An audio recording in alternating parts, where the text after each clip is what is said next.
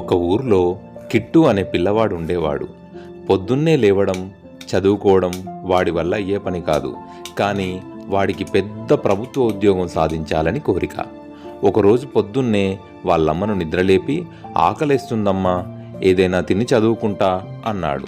అప్పుడు వాళ్ళమ్మ రాత్రి మిగిలిన అన్నంలో కాస్త పెరుగు, ఉల్లిపాయ ముక్క వేసి చద్దన్నం కలిపి పెట్టాను, తిని చదువుకోపో అంది.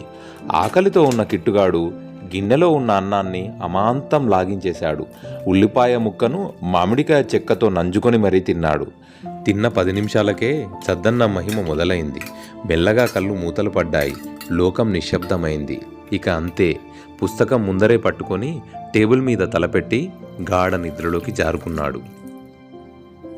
కట్ చేస్తే కలలో వాడో పోలీస్ ఇన్స్పెక్టర్ అయిపోయాడు. జీప్లో ఊరంతా తిరుగుతున్నాడు. అందరూ సెల్యూట్లు కొడుతున్నారు.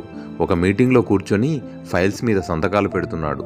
సరిగ్గా అదే సమయానికి వాళ్ళ నాన్న చేతిలో కర్ర తీసుకొని వచ్చి పుస్తకం మీద పడి నిద్రపోతున్న కిట్టుగాన్ని చూసి కోపంతో, అయ్యా ఇన్స్పెక్టర్ సాబ్, నిద్ర లేవండి అంటూ వీప్ మీద ఒక్కటి వేశాడు.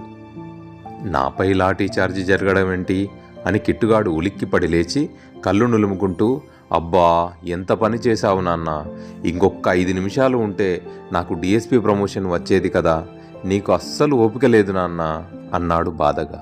వాళ్ళ నాన్న తలబాదుకుంటూ, ఆ సద్దన్నం తిని నువ్వు కొట్టే కునుకుకి డిఎస్పీ ప్రమోషన్ కాదురా, నీకు ప్రైమ్ మినిస్టర్ పదవి కూడా వస్తుంది, వెళ్ళి మొహం కడుక్కో వెదవ్వా అన్నాడు.